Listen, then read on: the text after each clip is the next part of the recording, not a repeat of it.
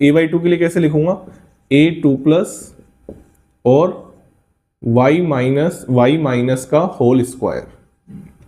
Sir आपने ये कैसे लिखा, मैंने ये ऐसे लिखा बेटा कि A/2 आपका कैसे टूटेगा, A/2 आपका ऐसे आयंस में ऐसे इक्विलिब्रियम में रहेगा, A2 प्लस एक्वस और 2y माइनस एक्वस।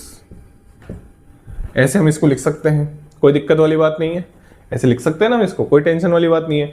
तो अब इसको लिखना आना चाहिए, ये अपना, अरे वही यार जैसे QC और KC पढ़ते थे ना यार, अरे जैसे QC और KC पढ़ते थे। QC क्या होता था, किसी एनी टाइम पे, किसी एनी, इसको क्या बोलते थे, Q को क्या बोलते हैं, Q को हम बोलते हैं सर रिएक्शन क्योसेंट, रिएक्शन क्योसेंट।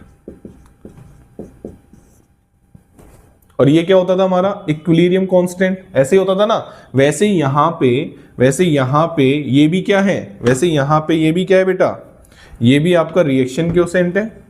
इसको आप, ये आपका जो Q रिप्रेजेंट कर रहा है रिएक्शन क्योसेंट, और ये जो IP है आयनिक प्रोडक्ट आप बात कर सकते हैं, आयनिक प्रोडक्ट।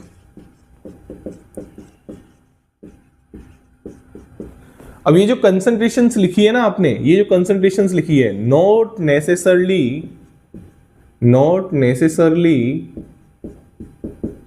एट इक्विलिब्रियम, कोई जरूरी नहीं है कि इक्विलिब्रियम पे हो, किसी भी टाइम पे ये कंसंट्रेशन है A2 प्लस की और Y माइनस की। बात समझ में आ गई। लेकिन अगर आप इसका KSP लिखते तो भैया फिर इक्विलिब्रियम पे लिखते। अरे यही तो चीज होती है ना यार, ये आपने QC और KC केमिकल इक्विलिब्रियम से पढ़ते हुए आ रहे हो आप, ये ठीक है ना। हाँ चलिए, अब मैं अगर बात करूं प्रेसिपिटेशन की कंडीशन की, ठीक है ना, मेरे हिसाब से मैंने आपको QIP समझा दिया है। जैसे आप QC पढ़ते थे केमिकल इक्विलिब्रियम में, KC पढ़ते थे, वैसा ही यहाँ पे QIP और KSP होता है। KSP बोले तो क्या होता है सर, KSP बोले तो होता है सोल्यूबिलिटी प्रोडक्ट, सोल्यूबिलिटी प्रोडक्ट। अब इतना तो आपको पता होगा यार, आपने थोड़ा बहुत भी आयनिक इक्विलिब्रियम पढ़ा होगा, इतना आता होगा आपको, ठीक है ना। अब वो जो 3 कंडीशंस आती है ना, उसको मैं आपके आंखों के सामने रखने वाला हूं, तो उसके लिए मुझे जगह चाहिए। तो मैं सोच रहा हूं कि ऊपर से लिख दूं, इसको तो मिटा देता हूं, बस इक्वल वॉल्यूम का ध्यान रखना, कंसंट्रेशन की हो जाएगी हाफ। चलिए, तो आपको ये पूछा है कि A/2 कब प्रेसिपिटेट हो